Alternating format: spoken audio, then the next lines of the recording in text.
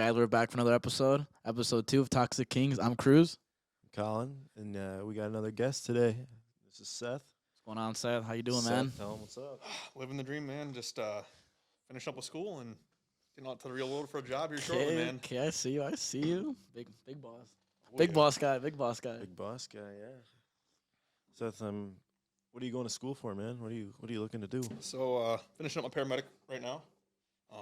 So been a firefighter EMT for a couple of years now, and gonna step up to the big leagues and play the real fun games, I guess. Yeah, if you guys couldn't tell, Seth's got the stereotypical firefighter mustache going on here. Firefighter mustache. I like it. I dig it. It's glorious, Wish I could grow facial hair. I've tried it all. I've tried the. bro. This is a month.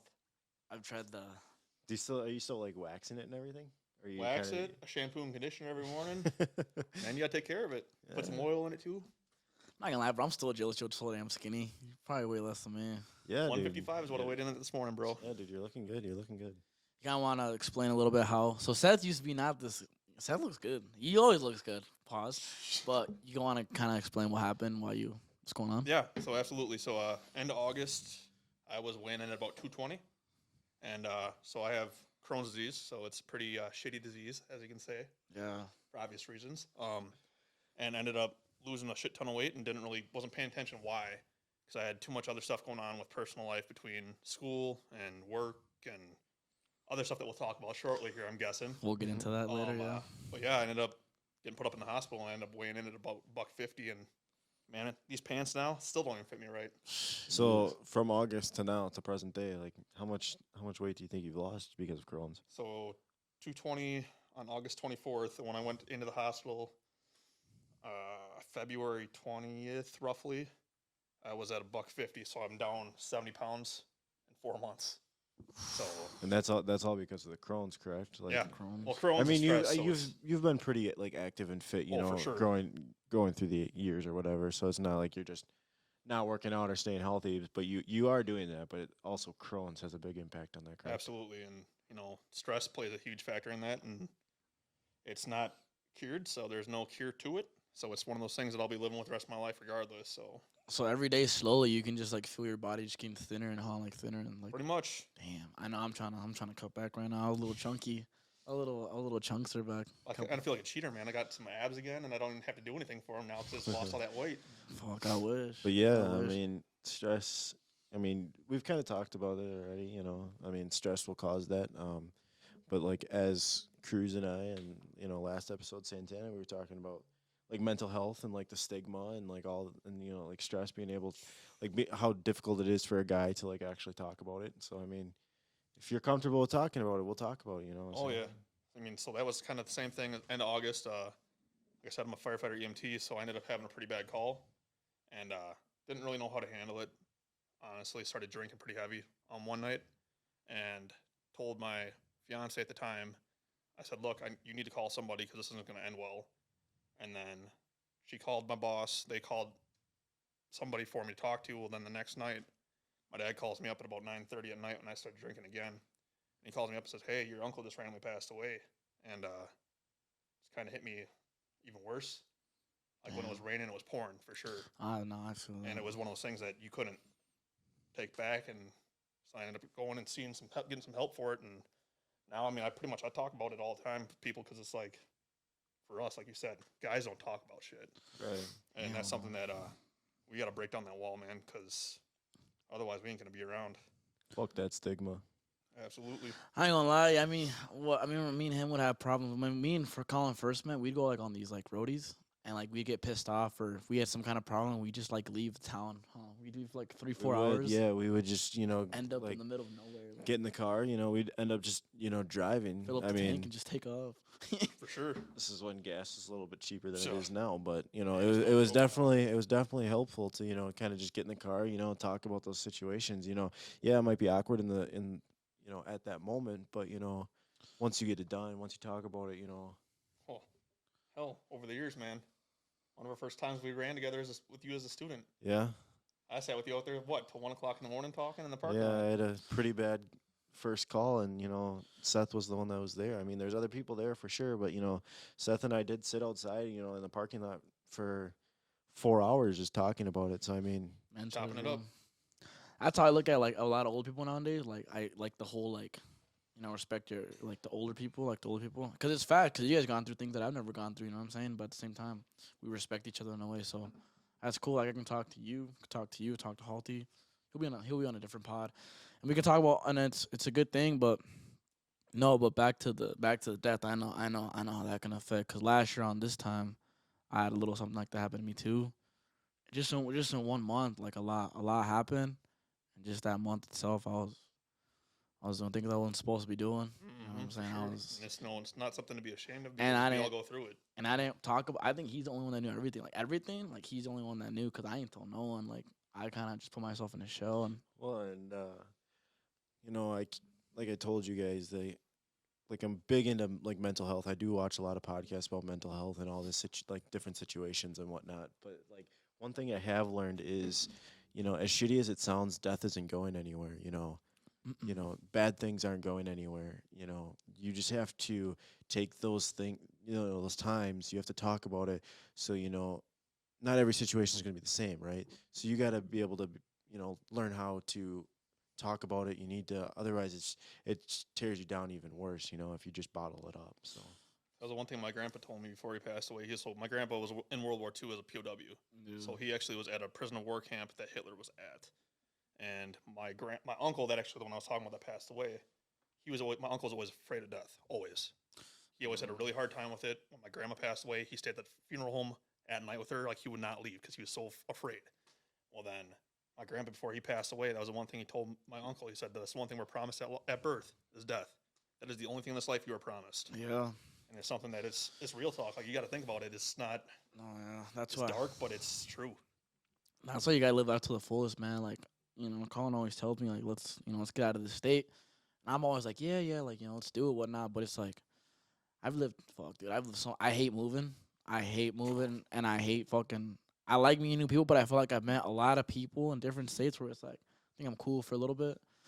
But no, I do believe. But no, like with death and believing and like when you're born and believing in death, it's like yeah, dude. You live life to your fullest. 'Cause you don't know when your last day is gonna be like. you got to live life to the fullest. You don't, biggest thing is don't let other people Tell you what to do. tell you how to live your own life. You're the author of your life. You write those chapters. Don't think about something and want to do something, and then in 4 years look back and be like, I wish I would have done that. Or even 25 years, you go back and be like, yeah, I wish I would have done that. If you have the chance of doing something, put your mind to it. You See? can do it. Another thing was like, for example, like this podcast, right? Like, if I didn't have that little thing in the back of my head saying "Don't do it" because you're gonna get made fun of, or "Don't do it" but it's like everyone's gonna hate on something. Oh, for sure. It's 'Cause like they're not the ones doing it. they're not the ones doing it, and it's like it's okay to be different. You know what I'm saying? It's okay to be that 1% that does something different. Like, I'm a very high believer now. Well, since we wanted to do this, I've been telling Colin, like, bro, we got to do this. Like, we got to do this. Like, it's not even one of them things where like we were playing around anymore. Like, dude, this is something I'm gonna do. Sure shit. One day I went to the store and I was like, let me get a podcast set up, and we did. So, I mean, a rule of thumb is like, do what you want to do. Don't let no one tell you what to do. Like Seth said, you're only promised death. So it's like, live that one life. Yep. Back to the good old days of the song YOLO. Yeah, that's Literally, it's a good song. You know that once. Yep. But talking about your fiance, Yes, let's get into the juicy. this is Toxic Kings podcast. I think So a lot of people would like to hear. I about think this. I think I want to hear how this happened because I think Kim Kardashian had like a similar story to this one. We can jump into that one, or we can go into the one from before that, even when I was 18. It's up to you guys. Which you probably don't even know the full story on. I don't know. Yeah, we could talk about that one. Whatever you're comfortable with, I mean, man. dude, I'm an open book. That's the thing I've always been telling myself is I'm not going to hide anything. I'm not going to sugarcoat it. Okay. I tell it how it is, and Oh, because you were married or were you engaged when you were 18? nope. So I was seeing this girl for like 3.5 years when I was in high school. Okay. Getting out of high school, still was with her. Well, we took a break when I moved up to Appleton to go to college. Okay. And then ended up talking to some other girl. Did something I shouldn't have done. Got myself wrapped up in some trouble. So when I found out I was in trouble, I told her right away. I said, "Look, like I don't blame you if you want to leave. I'm like, I couldn't say like honestly if roles were flipped, I would have told her, no, I gotta bounce. Yeah. No, that's how I am too. I'd have walked. And she promised me, we've been together this long, we'll make it work. Oh shit. Well, find out in the meantime that she was with one of my buddies from high school. That I knew did hear from that grade story. school. Okay. Well, then lo and behold, when I got put on probation, she ended up getting the cops set up on me, and I ended up getting put in jail for a month. Right before Mother's Day, man, I went in jail 2 days before Mother's Day, and that was the hardest thing for me, and still to this day is the fact that I put all my phone time on books and everything like that. You know, and for you guys, obviously, you guys have never been in that situation, so it's No. a little bit different story. Is yeah, I put my phone time on books right away, thinking I was gonna have time to be able to talk to my mom that weekend. And Saturday morning, I called her, and goes through the whole recording of, this is the jail, blah blah blah. Do you accept this call? And she goes, yep. So it takes a call, and all of a sudden, I got 5 seconds in the call, boom, hung up on me. Your mom did? Nope. The call did because my phone time wasn't on my books yet because they didn't tell me it didn't get published on my books until Monday morning. Oh. So that was the hard thing for me, man, is the fact that I didn't get to tell her I love her. I didn't get to apologize for anything. It was literally 2 seconds, and I started bawling, man. And that's something that you talk about in jail is you don't show emotion like that. And I went back to my bunk and just huddled up because, man, I couldn't hold myself together because it was right before Mother's Day and couldn't talk to her until Monday morning. And, that's something that for me, looking back at it now, as much as it sucked to go through that whole situation, it's shaped who I am now for the better. It's Yeah. Cause where are they now to this day? They're still together, and they got kids and everything, and I'm happy for them, and actually civil with both of them. And that's the thing, like, and I told myself the longest time, like, I'm never gonna forgive them. I'm never gonna forget what happened. Yeah. But as I matured because of all this, I sat back and looked at it and I said, you know what? I do forgive them for what they did. Okay. Because I'm not one of those to hold a grudge because I know that the man upstairs, that's not in his books. So I ended up kind of having a little real talk with myself about it and I said, you know what? I'm going to forgive them for it because they're still together. It's not like it was a one-time fling and they're done now. Like, they're still together. They have a family and everything now. Like, hey, good for them. But I won't forget what they did. That's the big thing I always tell myself is because that's the people that will take advantage of you and you'll never lose it. You can forgive and never forget. Absolutely. See that's I'm glad you forgave it because I feel like you forgiving it now you can get past it and move on with your life. Yep. So forgiving is cool, but the forgetting part I respect that too. Because you got to look back in the rearview mirror every once in a while when you're driving forward. Yeah. Because you got to look where you're going ahead into the future, but you also got to remember where you came from. Facts. You know your roots. I know. And, Sure, it'd be like that. That was a hard thing for me, and then kind of shaped who I am now. Like I said, it drove me to be a better person, drove me to be a first responder, everything, man. Like, it's literally shaped my whole life. No, you are doing good from talking to you that one day when you were here a couple weeks ago or a month ago. No, it was cool talking to you. Listening to your stories and stuff. Cause like, I mean, I never gone through something like that, but it was cool like hearing your side. Like, dang, like I never, cause you always hear the other person's side. You always hear their story, like the victims, if you want to call. And there's two sides, like you said, two sides to every story. And I'm one of those. It's an open book. Yeah. I'm not going to sit here and say, well, I did nothing wrong. Facts. Because that's not the case. Yeah, no. Yeah, there's definitely two sides to every story. And it seems like, you accepted that you messed up. And, there's nothing really you can, the situation happened. Yeah. So you took what you had to do. You finished it, You let it better you as a person. You didn't let it just dig you deeper into a hole. Like you said, you forgave them, but you won't forget it, Mm-hmm. And that's how you got molded into. Like I told on the last episode to Santana, our other guest, was, the battles that God gives you. He gives his toughest battles to his strongest. So like, Absolutely.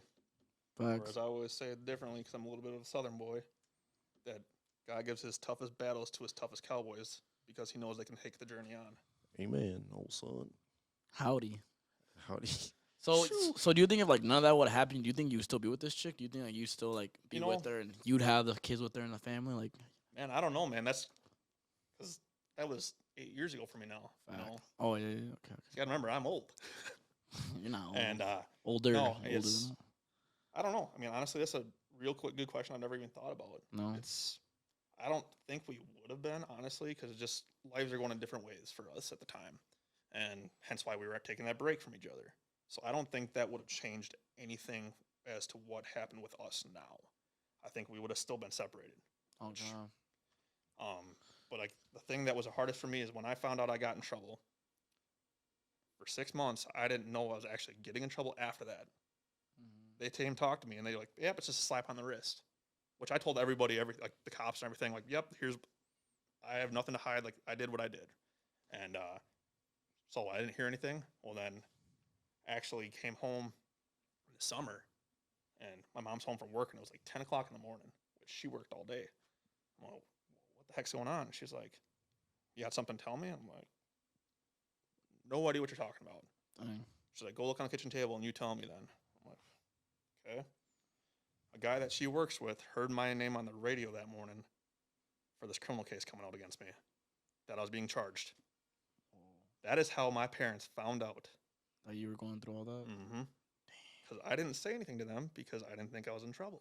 And that's the worst thing, seeing your, especially like me seeing my mom like upset, mad, or like crying. That's the worst, because it's your mom. She's the one that brought you, and that's like that's your number one person. That's your number one support in this world. Nothing against my mom because she's always been there, always been emotional. But my dad, that is what hit me the hardest. He was like upset. Huh? He wasn't mad. He was just upset, or he was mad. He was crying.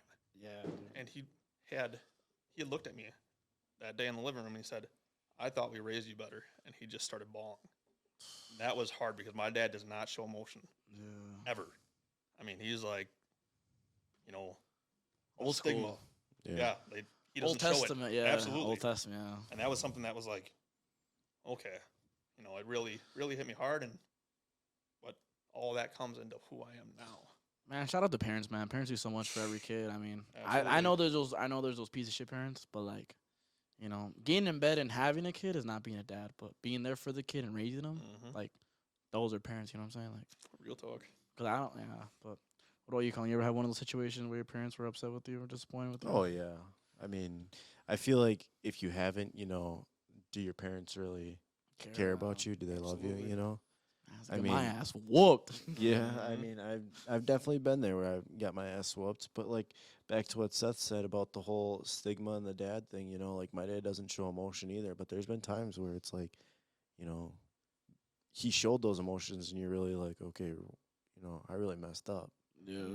And yeah, I mean, it's just how it goes as a teenager. You do mess up, but like I said, if your parents haven't been disappointed at you, do they really care?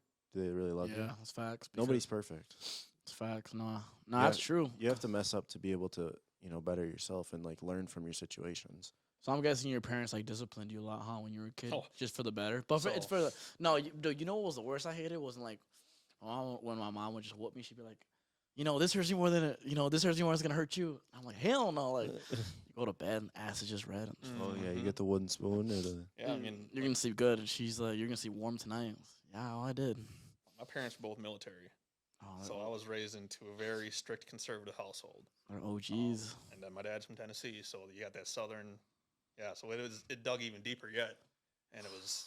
Oh yeah, trust me, I got my butt whooped many times when I was a kid. Oh yeah, you knew something was about to go down when your dad started, either grabbing the wooden spoon or grabbing the belt, and it's like, oh hell no. No man, we had a leather fly swatter that they got from the Amish that was designed for spanking your kids. Oh hell no.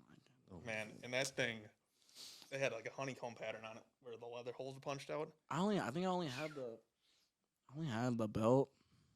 She would throw a remote. She liked throwing shit. Like my mom would like throw shit. Like you'd run away from her because she's little. I don't like this little person. Like, and she'd just throw shit at you. She had a good aim. But no, yeah. So pretty much so how did you and your parents like get past it? Like what? Like how did that like? So what was the solution? Like the resolution? So when I got out of jail, man, I got out on a Sunday morning. My dad was at work.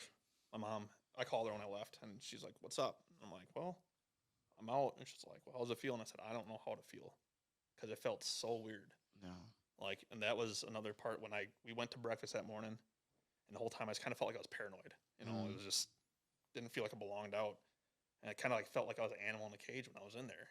It's just because you don't know who's sitting next to you or sleeping next to you, and it's hard. And then I get home, and then first thing my mom says to me, she's like, "What's wrong?" And I'm like, "I don't feel like I belong here." And it was just a month, man. Yeah. Which you look at some people, man, a month ain't nothing. Some people are sitting in prison, that kind of stuff. Like, I had a month in county. That's nothing. Nothing. I got a question for you, Seth. So with you being in jail for about a month, was there anybody in there that you felt, that you could talk to? Like, for sure. Another, It inmate, or how did you get through those 30 days? Is that something you kind of just like bottled up, or were you able to talk to somebody, or? So like I don't want to say I made friends when I was in there, but I made acquaintances. So the guys I'd play cards with at night or eat dinner with pretty much at the table every time. But we don't talk anymore because a lot of them couldn't get out of the lifestyle, so they're back in, or and I've seen some of them show up on most wanted ads now for like, counties and stuff like that, and it's like, I feel bad, but at the same time I don't, because you had the same opportunity I did when I got out. 'Cause actually, one of them I got out the same day with, and I hung out with him a few times, and he went right back to it and going back to the same old ways and never changed it. So yeah, I mean, I definitely had acquaintances when I was in there. That's not, but in jail, that was the thing, is you don't talk about feelings. You don't talk about that stuff. Like, you got to watch what you even say. You say the wrong thing in a card game to a guy, man, you could be getting your butt whooped from him. Damn. And by the time the guards get there, it might be too late. Sheesh. I mean, that's good, man. You changed. That's good. You're not. Yeah. You're not back in that. That's good. I'm glad you changed, and I'm glad. I see you now. You obviously you know what you want to do. You have a path, dude. I've met people that are 40, dude. They don't even know what they want to do with their life yet. And that's, and it's not, and it sucks because it's like in like 10 more years from there, from 40, they're 50, and that's half their life. Half their life. So it's like, no, I'm proud of you, man. You did good. I think it goes back to the, if you want to do something, do it. Yeah, just Don't do let it. anything hold you Your back. mind to it. Don't be 40 years old and go back and be like, I wish I would have done this when I was 22, 25. So that's what I told him in Santana all the time on the last episode. I always tell him, dude, I don't want to wake up 10 years from now working a job that like where I could have been doing something else. Well, for sure, man. So I did factory work when I was, I got out of jail. I did factory work for a long time, and every time I'm there, I would come home pissed off at the world. And it's like, what the hell am I doing with my life? And it's nothing against the people that do that job, because there's a place for that too. Don't get me wrong.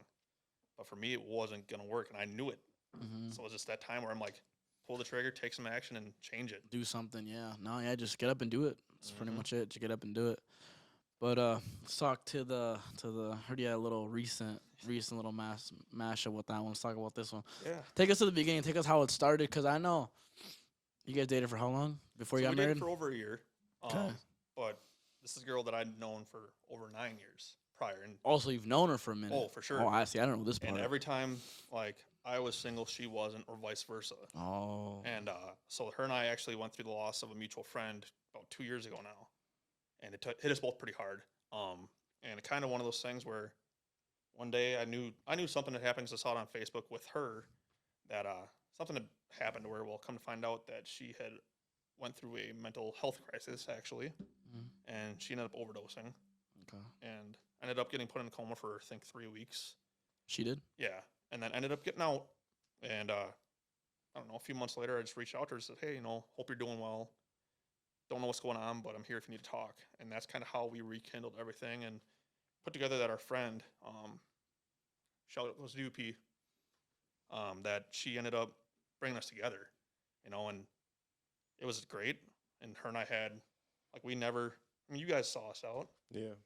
We always did good together. And Yeah, it's like us multiple times, bunch of times. Brianna Halties all the time. And then so kind of one of those things I just kept telling myself, well, this feels too good to be true. But then I was like, you know what? Maybe this is a sign. So I ended up getting engaged. Okay. And started planning everything for the wedding. And there was nothing ever bad between us. And, like, we'd have our little disagreements here and there, but there was never any blowouts, nothing like that. So maybe it was too good to be true. I don't know. But then we ended up going to get married. Fast forward a few months, getting married in January. We went on a cruise to go get married. So we were out in the middle of the Atlantic Ocean, getting close to the Caribbean Sea at that point in time. And I could just tell something wasn't right. Yeah. Once we got there, it was just kind of like a light flip had switched. They're at the on the but you guys were with each other's parents. You guys' Oh parents. yeah, we had all of our family there, and so I just I thought maybe she just was getting nervous, whatever. And I'm like, obviously, rightfully so. You're getting married, like that's a big deal. You guys got married in what, Puerto Rico? Nope. So we were actually in the middle of the ocean when we got married. We got married by one of the captains on the boat. Romantic guys. So it was really cool. Really good weather the whole time we were out. Nice. My family's first time ever being on a cruise, so it was kind of cool for them, because I've been on a cruise before when I was younger, but they never had been, so it was a whole new experience for them. For them, yeah. And it was cool. And then we got back. Well, the day after we got married, all of a sudden we were out on we rented a private boat for everybody, for the whole family to go out when we're at one of the islands. Okay. Really cool experience. Would do it again in a heartbeat, obviously. Probably with the boys, but I'll be lit. That'd be lit. it'd be fun. Boys trip. Boys trip. So then she wasn't wearing a ring that day, and I'm like, okay, no, not a big deal. The engagement ring? Well, yeah, her wedding ring now Oh. at this point in time. Oh, because, because okay, you guys are already married. Yep. Okay. and so I'm like, okay, obviously, think about it though. We were snorkeling and stuff like that. Don't want to lose it. Okay. Totally get it. Like, okay, fine, not a big deal. Understandable. No brain. Yeah, I would have thought the same thing. Get back on the boat that night. We go out to dinner with, I think it was some of our family. I don't remember whose family it was, hers or mine, whatever, or maybe some both. And she still wasn't wearing a ring. Okay, whatever. Just kind of let it go. And all of a sudden we got back stateside. And about 2.5 weeks, I think is what I told you. Yeah, about there. We were back 3 and we were weeks at most. out to lunch down at Max in Sun Prairie. And all of a sudden she's like, well, I want to go to this movie. And I looked at her and I said, well, I really want you to be wearing your ring. Because keep in mind, this whole entire time, that 2.5 weeks, bro, we've been back, she hadn't been wearing a ring. And you guys just freshly married, like just Yeah. newlyweds. Yeah, we're not even a month into being married yet. And she wore her engagement ring the whole. Every day. Yeah. I mean, I would catch her, man. She'd be looking down at it and be like, what are you doing? She said, it's so shiny. I just can't believe I'm engaged. I'm so happy.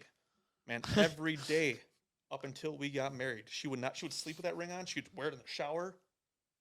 So I didn't think anything of it, Mhm. And then it was like, well, that's kind of weird that you're still wearing it. Well, then she kept saying, And you wore yours, right? every day. Okay. Every day, man. If Okay. it wasn't my real ring, it was my rubber ring. If I was like working on calls and stuff like that, I was always wearing it. And then all of a sudden I asked her, I'm like, well, why are you not wearing this? And she's like, well, my dad doesn't wear his, and they've been married for 30 years. But that's 30 years. That's already. And I said, exactly. I'm like, 30 years? I'm like, we haven't been married 30 days.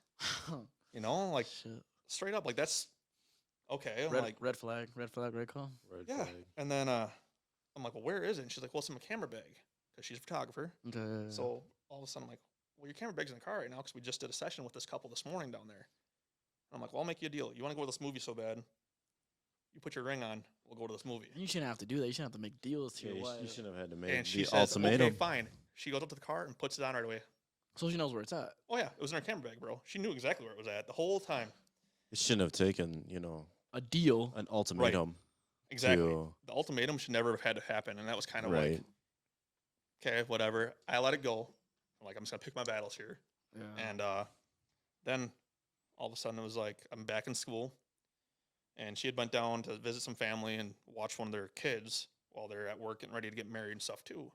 And all of a sudden I wake up to a text message one morning. It was Friday morning before Valentine's Day. Damn. And it was a message that said that I can't do this anymore. I want out. There's no changing my mind. And there's no changing it. There's no fixing it. There's nothing. And that's where she left it at. And I didn't know what to say, so I called her and she didn't answer. She starts ignoring my calls. Well, then call my mom up and I'm like, I don't even know what to say. It's how do you tell your parents that you're not even a month into marriage and this failed? So this is like a few weeks into marriage. Like you guys are just married absolutely. for shit. We're just at a month. We're just over a month at this point in time.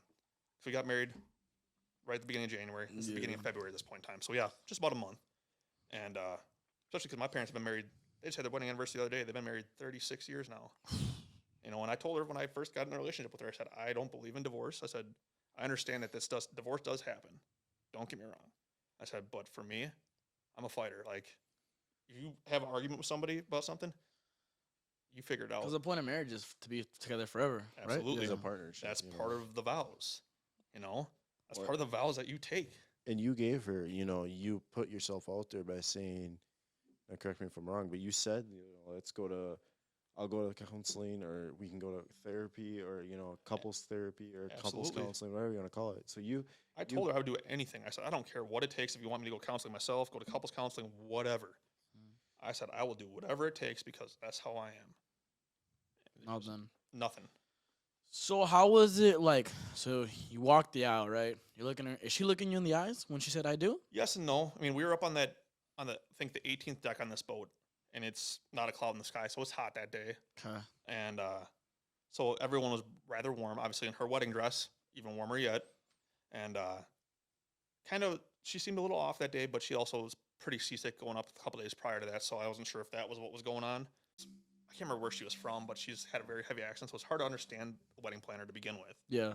So she was kind of like agreeing to stuff that I looked at her afterwards. I'm like, you do realize like you agreed to this? And she's like, well, I didn't understand it. I'm like, well, okay, like we need to sit down and talk with her again. So we had both our families there in the room with her the night before the ceremony, and all of a sudden we're talking about writing vows, and she's like, well, I don't want to write my own vows.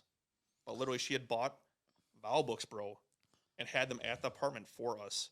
Vow books? Yeah, so like you'd write your own vows in them, and they're like custom. They're all like nice rawhide cattle, Oh.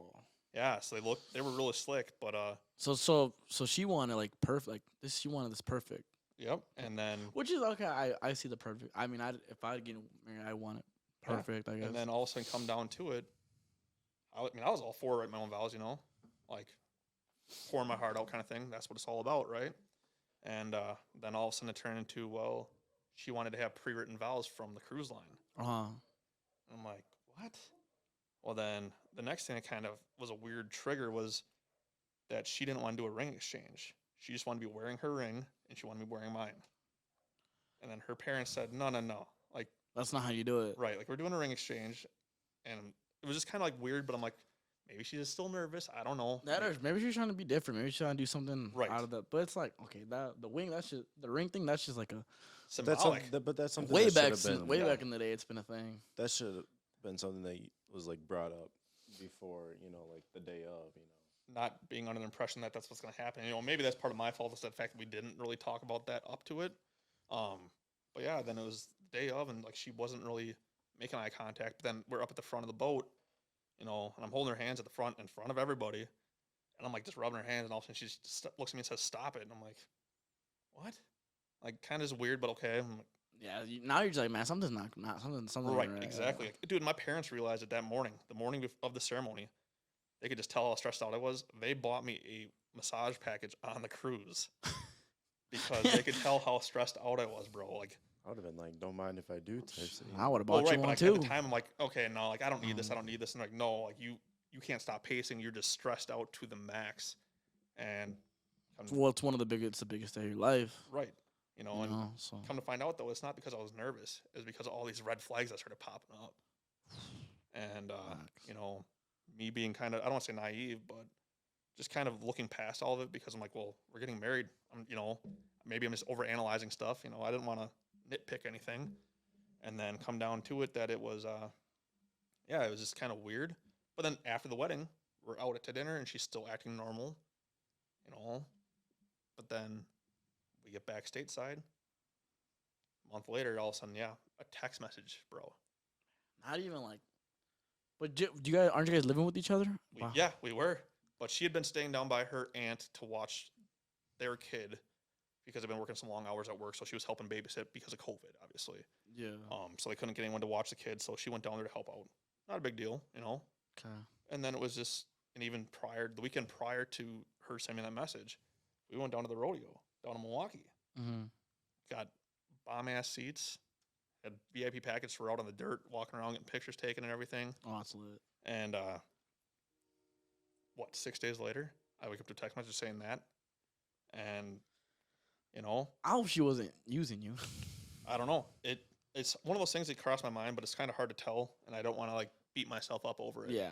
But the other part that kind of was weird to me then, looking back, was that there was just certain red flags that I didn't catch. You wish you would have. Absolutely. Yeah. And I even asked her, I'm like, because she gave me the most cookie cutter answer was just that she just didn't want to be together. And I'm like, well, what do you mean? She's like, she wouldn't explain it.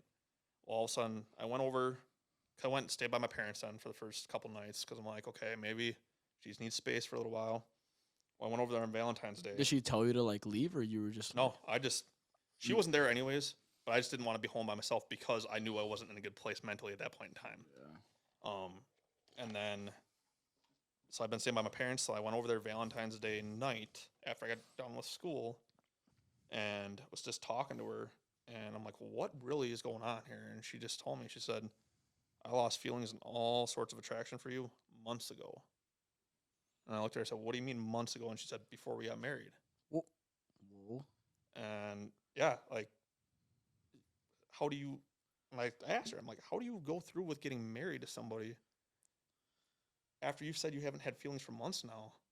And the way you talked about her when you were around this, when you guys were dating, like you love this chick. Oh, Like, absolutely. Like me and him were like, damn, bro, like, he's in love. And me and him were like, I'm not gonna lie to you. When we found out you got engaged, see, I didn't know the whole 9 years prior. When bro, do you think he's getting engaged a little too fast? He goes, I mean, I don't know. He goes, I mean, if he's happy, he's happy. You know, Sure. it's the heart wants. Well, that's what it another thing, wants, is I what it believe, wants. like, when you know, types, Yeah. you know. But now looking back at it, it makes me question it because I thought I knew, you know. But Well, right, and it's shitty that you had to pay for that cruise, and you did all this for, to find out, a month later that she was done, and then, well, was it too soon, or right, what was it? But at the same time, it's like, I think she knew too when she obviously said yes when you proposed. mm-hmm. So I mean, you were there. yeah, so I mean, and like even like the first couple times, obviously hanging out, you brought her around, like the friend group, down here or whatever, and it was like I didn't expect her to be open and right away, because it was a whole group of people, and, Mm-hmm. she was, And our friend group can be wild. yeah. So Oh, yeah. it was kind of just like, okay, maybe she's just testing the waters, like trying to get comfortable. But then like yeah, she started opening up, like even like just talking, just in general, she was talking, whatever. But seeing her, being there when you proposed and whatever, and then like seeing her that night because we went out for drinks and whatnot. Yep. Um, she was very open, I guess you could say. She was very talkative, and she was like, it was like, okay, yeah, like that was like almost like, I don't want to say the first time I really noticed how open she was getting, but like she really opened up For sure. that night. So Yeah, because I mean, you know how the girls were in our friend group. They're very talkative. They can be friendly, but they can also be a little Edgy. edgy. Yeah. So at the same time, it was like I remember they would tell us like, oh, why don't you talk to? Why don't you talk to us? I was like, I don't know. Maybe she's just shy. I mean, I'd be scared of you guys too if I Well, was it's like- if I was the new person in the that's group. like any relationship, you're getting brought in to a friend group that you've never met before, Mhm. But they've been because friends for years. right? And you were close with all. We've known each other for Yeah. years. Mhm. You've known everybody else for years. So like obviously it wasn't your first time and you were comfortable. It was her first time. Yep. And when I first met you, it was like we knew each other for a long time already. Sure. So you know what I'm saying? Like that was the cool thing about us. But no, like bringing her in the friend group we're always very welcoming to Yeah. anybody, huh? For sure. Yeah, Anybody. It was like yeah. as long as you didn't like stab us in the back or something, bro, we're straight. Like Mhm. Well, and that's a big Cool. thing about you, Seth, is no matter what situation, even if you wouldn't have known, like if it was roles reversed, you are very an open person. You don't mind talking to people. I don't shut up. it's all good. But like, her that night, it was like, okay, yeah, like we're talking to her, it's good to get to know her more on like a friend, obviously, level. And like, I don't know, it's just, something that we got to actually talk to her, I guess. Yeah. And even for you guys, like you didn't really see those red flags. Because remember when I let you guys know what was up, Yeah. like it slapped you guys in the face as hard as it slapped me. Well, Essentially. yeah, and that's another thing is, No, when he told me, I was like, "You're lying." He was, bro, swear to God, I'm like, Mm-hmm. I mean, it's a marriage, so it's not no breakup. It's a marriage, so I'm like, damn, I can only know what Seth's going through, you know? Yeah. well, I was really just hoping, okay, it's only 3 months away from April Fools, it's like, okay, maybe this is like a, Maybe it's leading up to yeah, it. leading up They're- to They're April, gonna yeah. divorce, you know what I'm saying? Right. Yeah, but no, Seth. I mean, obviously, it was a very hard time for you, and you went through it and whatnot. But you also being comfortable with us, you opened up and you talked about it. Like you said earlier, you're an open book, so you're willing to talk about those things. And it, and I mean, in my eyes, I mean, I don't know about you, Cruz, but it seems like that you are doing better. That you're at a pretty good spot. I mean. Getting there. I know you said that you're going through school, which is probably not helping because that's pretty stressful just in general. But Fuck school. obviously, it's not going to be a snap of the fingers overnight thing. It's going to take time, but you do seem like you're taking the right steps, and you're trying to get there and better yourself. So, I mean, And proud that was of the, you for that that. was the bad part too. Is like after this all had happened, 'cause, like my Crohn's disease, man. I remember we were out that night, Mm-hmm. went out for food, and then the next day I ended up going to the ER because I was just not feeling right. Well, then came home. And 2 days later, I went in for a follow-up appointment and then ended up getting put in the hospital for a week. And with visitor policy with COVID, I mean, you tried to come visit me and you couldn't. Yeah. So I had no one Pop there. my head in real quick to say hi, but I mean, other than that, yeah, it was. I had nobody there, and it was, what, a week out of being married? Like, well, now being broken up. Dang, so that was like, so you went to hospital pretty much right away after she said that text. Like, Yep, because my health took a plummet.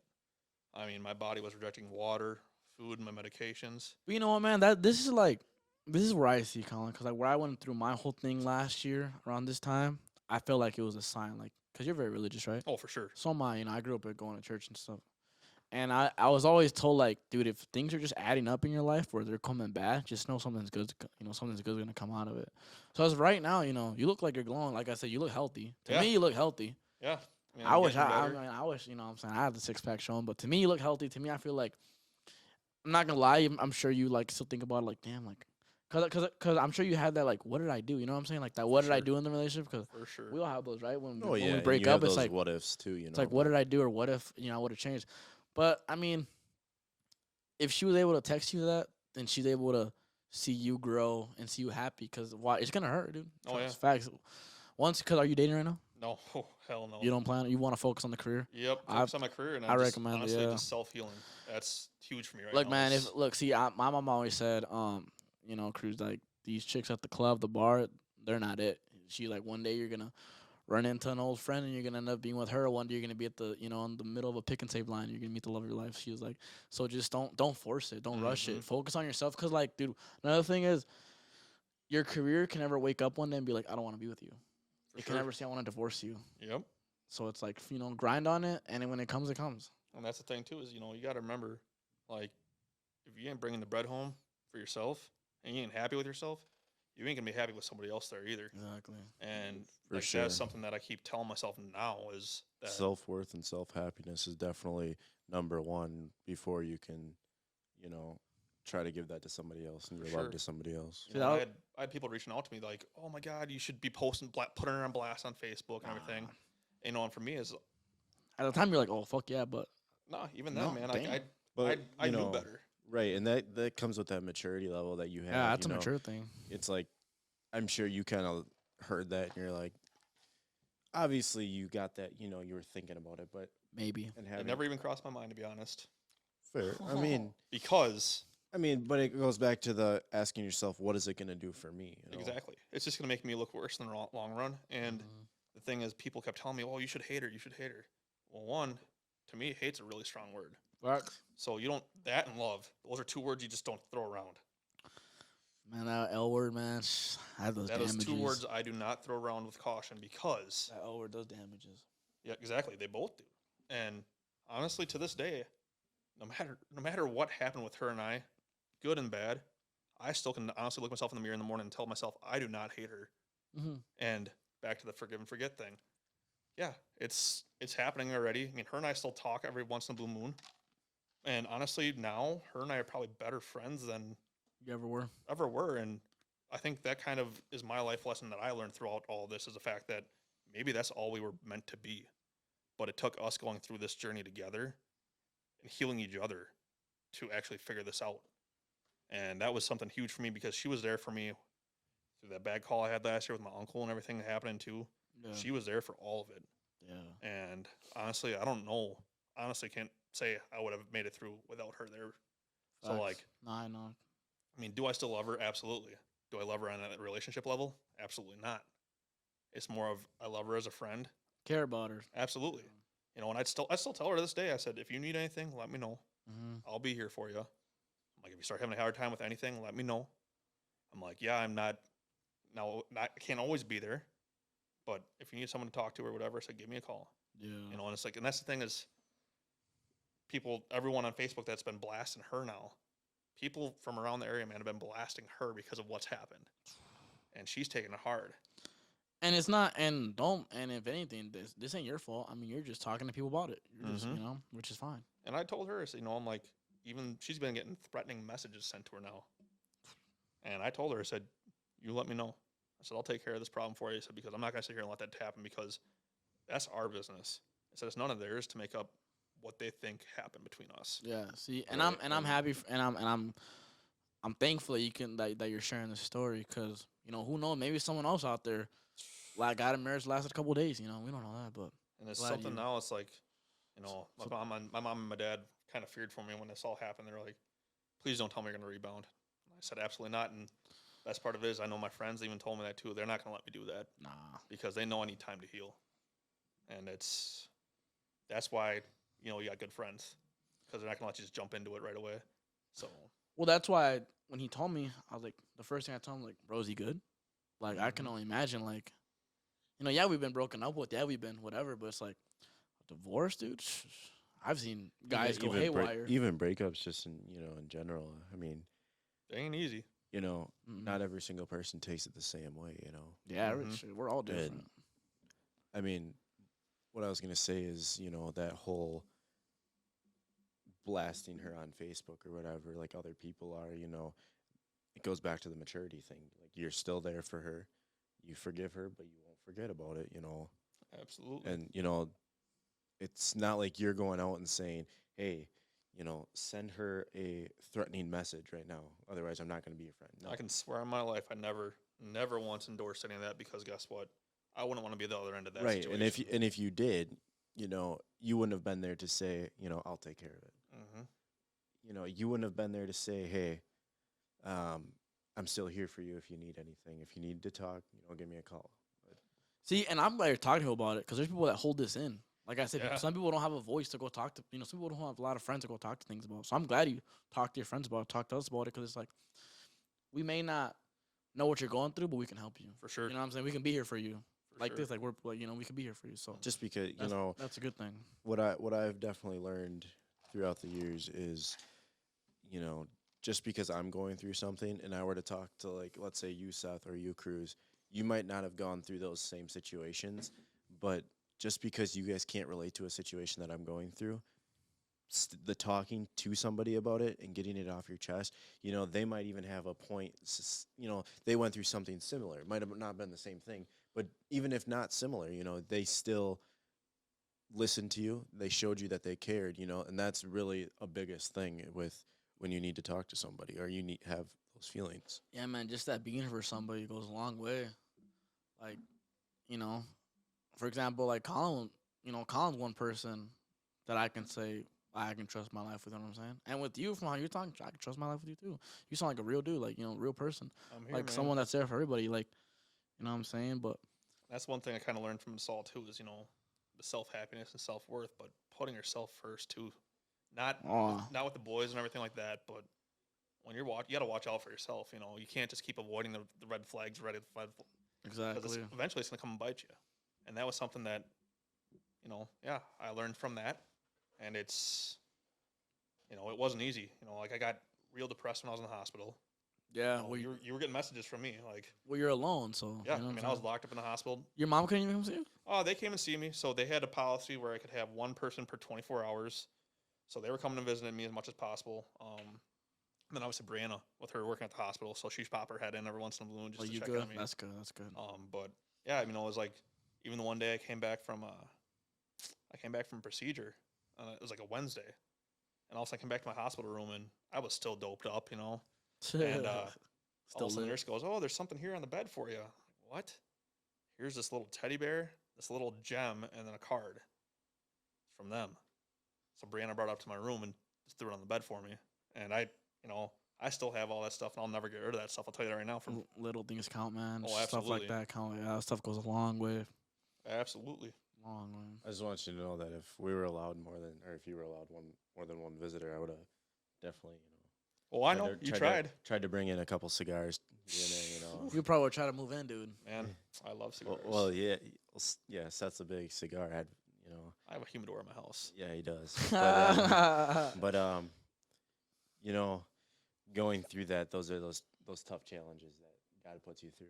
And For sure. He wouldn't have put you through those if He knew that you couldn't handle it, or if He didn't have something good coming your way. So I mean, you just got to stay positive, keep your head up. Talk about those feelings and those situations, and Big you know that facts. you can talk to any of us. We're not gonna, oh, Seth's feeling this. Like, I'm not gonna talk to him because he's Fuck No. that stigma. And that's the But- thing. Like, got a tattoo, a Bible verse on my chest. Joshua 1:9.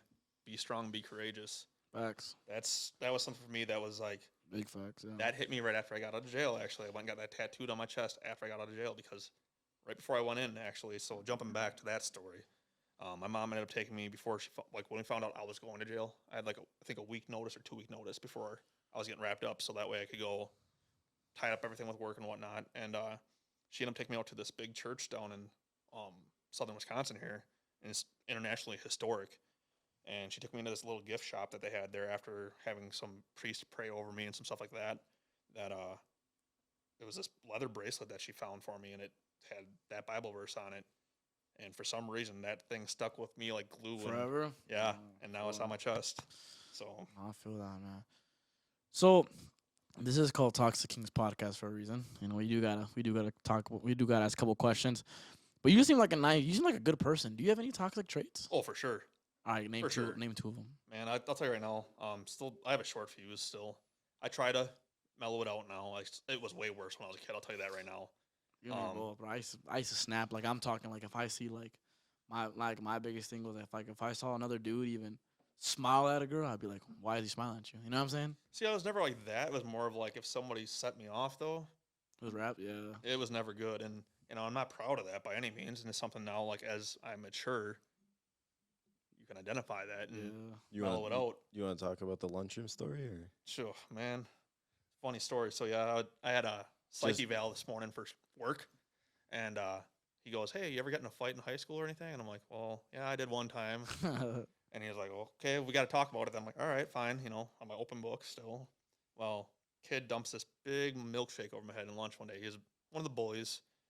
Keep in mind, I'm about the same size I was back then in high school. Okay, Okay. so $1.55 roughly. He's pushing close to $3 Damn. and dumped it over my head. I slid my chair back. I grabbed him by his collar, threw him through the lunch table, started throwing down. I got a 5-day out of school for it. But yeah, that's the kind of stuff I'm talking about, man. It's like, obviously, like we talked about in the car, it's like anyone that would have been kind of humiliated like that in front of everybody Mhm. probably would react in a similar way. No, yeah. But it's one of those things like that is definitely one of my toxic traits, and the fact that I don't really have much of a filter. I tell it how it is. I'm straightforward, That's a good thing. good and bad.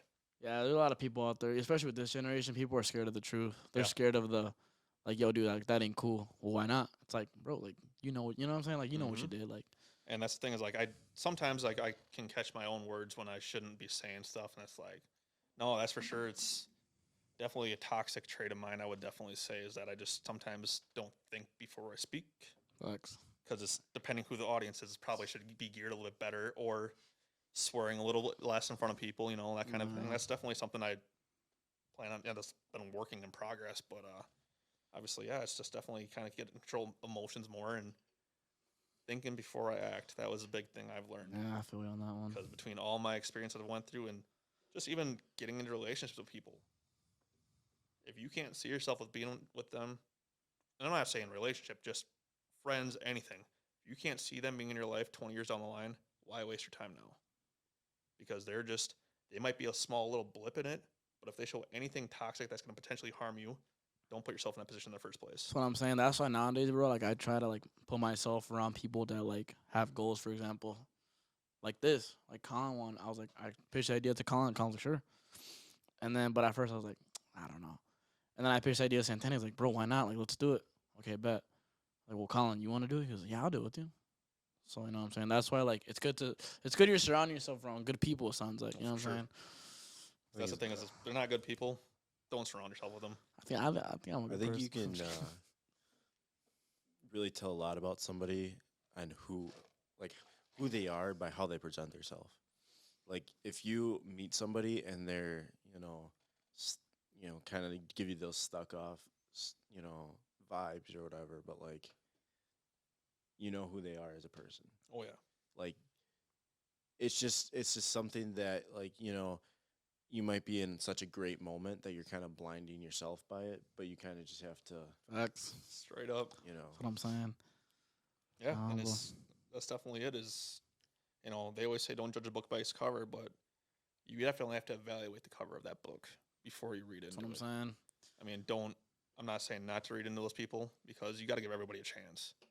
Everybody deserves. If a they're not chance. giving you something positive by the end of that first page, Yeah. close that book and move on. Sign of raps. I know nowadays, like, we got things we want to build, you know what I'm saying? Like, you obviously want to build yourself a good foundation to be, successful. You do too. I do too. We talk about, that's probably one of our biggest conversations is, what do we do to be successful? Like, what is it?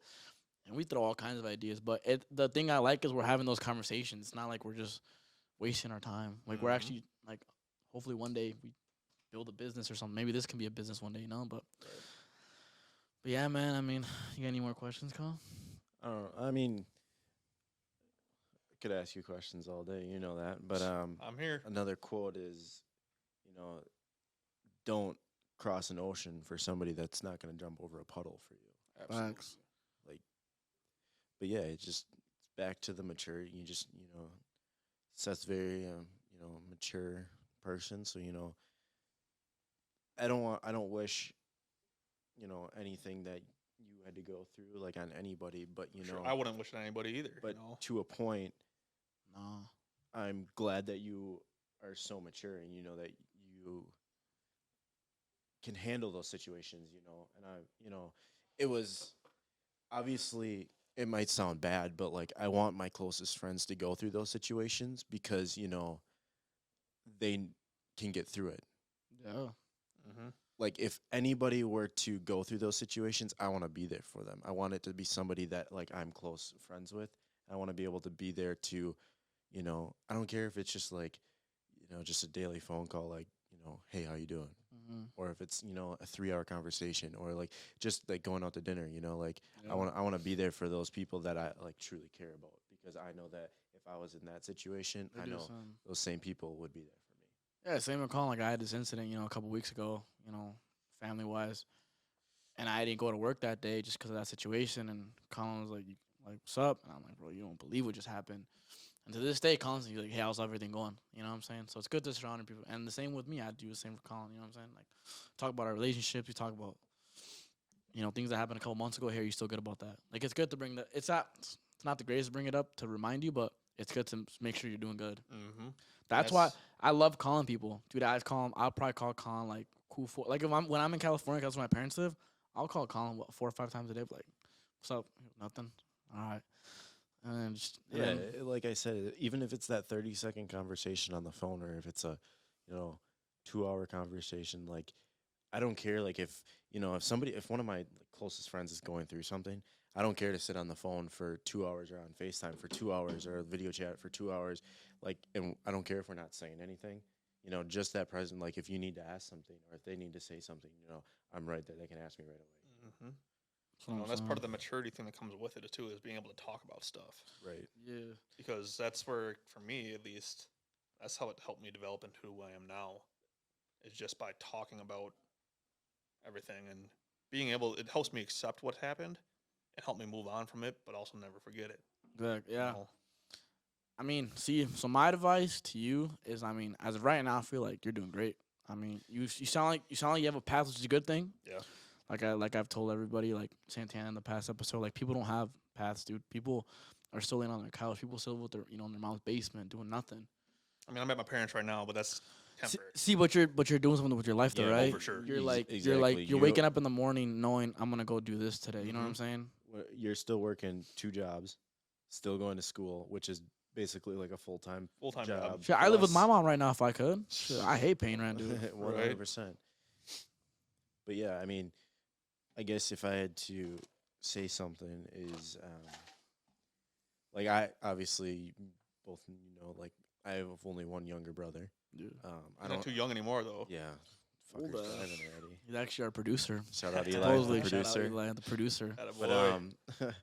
But but like Seth, for example, like I still look at him as like a big brother, as a role model in my life because I can go to him and I can, he's not gonna sugarcoat shit. He's gonna tell me how it is. Same thing with you. Like I don't know how many times I've gone to you and you're like you're being stupid or like I said, I do look at you like a big brother. So like I was saying as well as I can come to you guys and you won't sugarcoat shit. You know, you'll tell me how it is. You'll tell me, you know, no, you're being dumb, or yeah, I think that's a good idea, or you should do this or try this. You know, and like yeah, I might be hard headed and be like, you know, oh, but like truly, like I'll sit there and think about it. You know, like You have to. right, 'Cause I'm if not you're not, you're being complacent. You're right. not going to go anywhere with it. No. Because I look at you, you know, I look at you, and I mean, like, you guys have both accomplished so many things already, you know, and it's like, okay, you know, obviously they know what they're talking about in this situation if they're offering input when, you know, Yeah. But it's funny that you said that about the whole Big Brother thing because, a couple weeks ago I was talking to my mom because she was asking me, like, well, how old is Colin? Randomly, because I can't remember what we were talking about, but your name came up, and she's like, well, I'm 5 years older than him. And she's like, oh, that's kind of cool because my sister and I are 5 years apart. So my sister's 5 years older than me, and it's like, kind of like that thing. It's like looking at it now, I'm like, and I thought the same thing a couple weeks ago. I'm like, Yeah. it's like little brother age to me because it's like kind of like my sister is to me. Facts. So it's just kind of funny that you said that. right. And yeah, I mean, me and my brother are 6 years apart. I mean, 6.5 years, but like, still, like, you know, Mm-hmm. And that's one thing about me, dude. I've given so much advice, and I'm not gonna stop because, like, if I see someone down, and like, everyone needs like that motivation. And I'm not. And the thing is, I'm not lying. I'm not gonna lie to somebody to say, "Oh, just keep doing that. Like, you're gonna be fine." No, dude, get your ass up. Like, if it's you got to work out, if it's just got to go work at somewhere to get something in your pocket, like, do it. No one's who's gonna judge you. Right. Who's gonna judge you for making some money or going to the gym to, like, you know what I'm saying? So it's like, yeah, and that's another thing is, you know, like, I'm not like I'm gonna give everybody like that ask me for my input. I'm gonna give them my input, you know, and I'm gonna give them my advice. It's either they take it and they run with it. I'm not saying I'm perfect and like my advice is 100% correct all the time, but you know, if I was in that situation, I'm gonna take all the advice that I can take, and I'm Yeah. gonna kind of mold that into one big yeah, thing, and like go at something, you know. facts. So I have one more question. So since you and like, I shouldn't say her name. So since you and her are divorced now, do you ever see yourself maybe in the future you guys date again, like later in the future? Is it? I don't see that ever happening because, like I told Colin when this all first happened, it was just so much stuff coming down the pipe that it was irreversible damage that kind of happened now on that regards. Like, to the point where, yeah, a relationship between her and I will never go more than friends in my eyes Okay. because I know if this happened to me once with her, what's the odds it could happen again? And it's Facts. something that I kind 100%. of put two and two together pretty quickly after all this happened. And, like, yeah, I mean, I was still like at the first time, like, hey, let's keep trying to figure this out. Let's try to figure this out, And it's like it came to a point in time where I just had to kind of say, you know what, enough is enough. On to the next chapter. Yeah, and Facts. turn the page, keep reading the previous chapter. Just remember how to write the next chapter. Yeah. Oh yeah. But Keep in your life, definitely, huh? no, I don't see myself ever pursuing a actual romantic relationship with her again. I mean, her and I go days without talking now, which never used to happen. Okay. So it's one of those things now that I can't really predict us ever becoming romantic again because it's been too damaged to the point where Yeah. you can't bring it back. But even the same token is like, I'm still in that self-healing stage for myself where I can't even, like, yeah, I go out and like talk to people or whatever, but I could not right now. I'd be dumb to put myself in another relationship right away because I am right now Yeah. Give it some time. You know. so brittle yet. It's still fresh, right? It's Oh, for happened sure. pretty. How long ago did it happen? Like, Month and a half, 2 months ago now. oh, dude, yeah, it's gonna be fresh for. And it's marriage is not something to take lightly. No, And that was for me, it's a big deal in someone's life. For sure. Marriage. for sure. And that was it's just, I'm not ready. And I know that. And that's part of being the maturity thing that comes with it now is not rebounding. Like, yeah, you can talk to girls and talk to people, whatever. But making sure you don't put yourself out there to get hurt again. Mm-hmm. Because it's hurt this bad this time. What's going to happen next if I'm not building myself up to that level again of being able to handle those blows if something bad does happen? Yeah. So when you're at that low level, one more hit could knock you down to the point of no return. But I mean, that's why you got friends for and talking about stuff for sure. But you don't want to put yourself in that position. So do you think, you know, you said that you guys go days without talking? Yeah. Do you think that's, you know, every so often that you are talking? Like, is that helping you, or is that making things worse? Like, are you glad that you guys talk every couple days, or do you kind of just want to be like, you know, Yes and no. I mean, it's kind of one of those accountability things more for me that I want to make sure that she's still okay because I still care. right, Yeah. making sure that she knows that you're still there and that Right. you care. And I told her that right away. It's like, no, if you move on and find somebody else, It is what you it need, is. And yeah, if you need me here though and you need to talk, whatever. I'll be an open book and talk or listen. If you just need me to sit there and listen, that is something that a lot of people don't know how to do. yeah, Is just shut their mouth and listen with their ears for once. exactly. And same thing as being able to give advice, but also being able to take that advice too. And for me, that was a hard thing to kind of swallow that pride factor for myself. Yeah, At first, it was like, nah, I got this on my own. I got this on my own. Then you look in your corner and there's no one there. I know. I've been there a couple of times. No, yeah. And it's so one of those things. Just kind of got to suck up your pride a little bit here. And but yeah, that's kind of where the whole like us talking. It's not so much to see if things ever could rekindle, as Just much as just the healing process for both of us. Because it does talking to her on a friend level now does make it easier because obviously she was there. I mean, she literally saw me where yeah, I talk about it with you guys and you guys knew how rough it got for me during that time in August and everything, but like, she was there through all of it to watch us all happen firsthand and it was a scary time, right, and it's something like that for me. I'd never had obviously I had dealt with death and dealt with breakups and stuff before that, but never had that significant of a mental health crisis happen to the point where I actually had to go seek out counseling, reach out and shout out to the guys at Next Rung for this because that's a first responder based company Shout that out they them. work they work with fitness, but they also work with mental health fitness.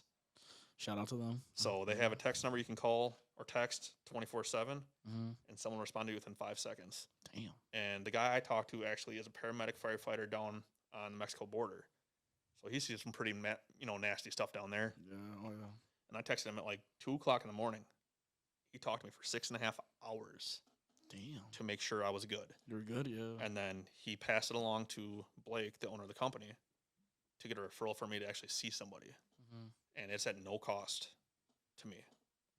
So it was one of those things like major props to them because like I know there's other companies out there too, but for me that was the one I reached out to thanks to Halty. Actually, he's the one that actually recommended me calling that one. He's like, dude, you need to talk to somebody. Yeah. And for me, it was I didn't want to just go talk to a normal counselor because they don't know what I've been through or what I saw or what I've done on these calls and stuff like that. That all started bottling up because that was that bottling up thing. Up until that point, I never talked about anything. I just bottled it up, moved on to the next one. Bottled it up, moved on to the next one. Well, eventually, that bottle can only hold so much. Yeah. I was gonna say you can only hold so much in the tank, and it's like it's Mhm. gonna explode eventually. It's like. Yep, and that's what it came down to was then know. and I realized it right after it happened. Like that's why I told her. I said, "You need to call somebody." Because I'm like, "This is not going to end well." Yeah. And thankfully, she did. And that's why, like, part of it for me now is I can never hate her because she was there for that, Yeah. and she noticed something wasn't right, and listened to what I had to say. Because she could have been like, "Oh yeah, it'll be okay. It'll be okay. It'll be okay." Nah, she listened, and she called somebody to make sure I got the help I needed. So, Good deal. Good end deal. of the day, it's can't hate her for what happened. And I know a lot of people can't say the same, but for me, and I'm the first person that, some of my, I shouldn't say friends, but people on Facebook that I know, claim they hate her for what happened. Yeah. But I'm like, it didn't even directly impact you. I'm like, I'm the first line that took the hit from this. You should be the one that hates her, and you're Exactly. like, you're just cool. You're like, it is what it is. It happened. I just wish for you would have happened way before you spend all this, But all you know this what? cheese. I agree. But the same token is, I'm glad it happened now and not 10, 15 years down the line when we have kids, when we have all this tied up into it. Yeah. Oh yeah. Because that would have made it Gotcha. way harder. Yep. So for me, I guess I'd rather have known now. I mean, yes, would have rather have known sooner than that? Absolutely. Mm-hmm. But for me, a month in is a little easier than 10, 15 years down the road and still be going through with this. So do you think personally you ever got clarity of like what all went down and why it went down? I'd like to think I did, but then when I was moving stuff out, there was things I was finding around the apartment that weren't belonging to me that were guys' clothes. I'll just say it that way. Whoa. Yeah. And I called her out on it. You think she cheated on you? I don't think she cheated on me necessarily, but I think there was somebody else involved after like immediately after the fact. Oh hell no. But I don't know for sure. Yeah. I don't know because there was clothes at the apartment that were not mine, and you see how it's slim I am right now. Yeah. These pants were like a size 36 or 38 waist, and there was like boxers and t-shirts and stuff there, and she had the audacity to tell me, and this isn't something I never let her live down now, is you told me that you thought they were mine, but you've never seen me wear these clothes before. Yeah. Never ever were my size, and it was one of those things. I'm like, I think a guy knows his size pants. You know Right, what I'm saying? That's one thing a guy does know. We know And, our size pants. it was one of those things, and there was some other stuff that kind of happened, where she was spreading some rumors about me, stuff that wasn't true. Yeah. That luckily I had some close friends of mine that I've known for years reach out to me and said, "Hey, do you know she's saying this about you?" Right, and we won't go into details about that, Right. obviously, but that is another thing that you did talk to me about, and it's just something that you kind of took on head first. You were like, well, what the fuck's going on, basically, and so Mhm. you did handle that very maturely, and Eventually, I think you handled that. I think I know, like, if I was in that situation, I don't know if I would have been as calm as you, and you were obviously you were upset and you were pissed off, but you did, handle it pretty calmly. You were part of that is because I knew if I would have reacted the way I think that she was expecting me to, or that most people would, Yeah. I would have jeopardized my career or any my Your personal future, health. Right. Like I would have jeopardized all that more than what was already happening. And finally eventually it was I called her out on it the one day and I said, I'm like, you could have literally destroyed me for what was being said. And finally she said, well, I apologize because I was just speaking out of angst. Anger. Yeah. And I said, well, you don't realize how much words can hurt, because if the wrong person would have saw those messages, heard what was being said, that could have put me back to where I was in square one. right, and I know that you've told me in the past that like you have a short fuse. Obviously, I mean, Not But, something I'm proud of, but yeah, definitely. right, No, but only reason why I'm bringing this up is because you mentioned like it was something that you were working on. And I definitely think like knowing that about you and like seeing how you reacted and handled that situation is definitely an improvement of what. For sure. Yeah. For sure. Because, yeah, I mean, I don't know. I mean, to this day, I don't know when those accusations came out and stuff. I don't know how I didn't kind of fall off the deep end on it. And I just kind of like, look, like, this is not okay, but we got to talk about it. And finally, the truth came out that she knew it wasn't true and she admitted it. Yeah. And for me, that's what I needed for that closure on that at least, which was Yeah. nice. So, No, yeah. No, I feel that, man. But like I said, I think for me, to you, how soon this was, dude, you're taking this so maturely. Like, if this was me, dude, I'd run away. Like, the thing about me is that I gotta change is I like to run away from problems. Or I'll like go to sleep for a long time, waking up thinking that problem will get solved or whatever, and it doesn't. You know what I'm saying? You come back and you're back to square one to where it ended. It's like you gotta. So now I'm growing. I'm feeling it. Like, okay, like just face the, face the whatever. But that's for me. Yeah, that was the one thing is like running away from problems. I did that when I was younger too, and it, like you said, it doesn't solve anything. yeah, It's just a band-aid on the situation and it never actually fixes it. mm-hmm. And you still have to come back and confront it eventually. That's what I'm saying. So for me, it's easier now, and I know it's easier said than done for a lot of people, but for me, it was that I could just, if I confront it and come at it headstrong instead of tucking my tail and running away from it and doing it in a mature way, Yeah, that was a huge way of self-healing for myself to kind of not only just move on from it, but just to grow as a human, exactly. and So I have another question. So like, I don't like saying 5-year plans 'cause I feel like that's too long. I feel like if you want to do something in your life, do it right away. Yep. So what's your like 2-year plan? Like in like 18 to 24 months, where do you want to be? What do you want to accomplish? And well, I can tell you now, it ain't gonna be getting married yet. Well, Okay. that's square one. yeah, But no, definitely working. I'm a month out from finishing school, so it'll be pretty shortly here that'll be starting my job cool. in my career. Congratulations And on that one. then obviously, as my self-healing keeps pursuing, Mm. definitely go into more of looking towards a future with somebody. Oh yeah, most definitely. But it's not gonna be yet, and I know that, and that's okay. That's good, man. Well, anyways, man, time to wrap this up. I Oh, mean, yeah. thank you for telling your story with us, hell bro. yeah. Colin actually had to go. He's a firefighter, so always on call. But no, man, like me and him always say, like we always got your back no matter what. Appreciate it.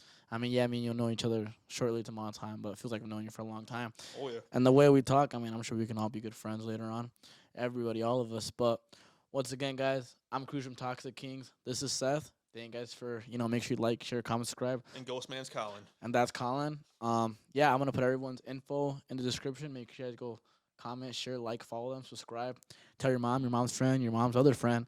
And we'll see you guys on the next episode. We're out.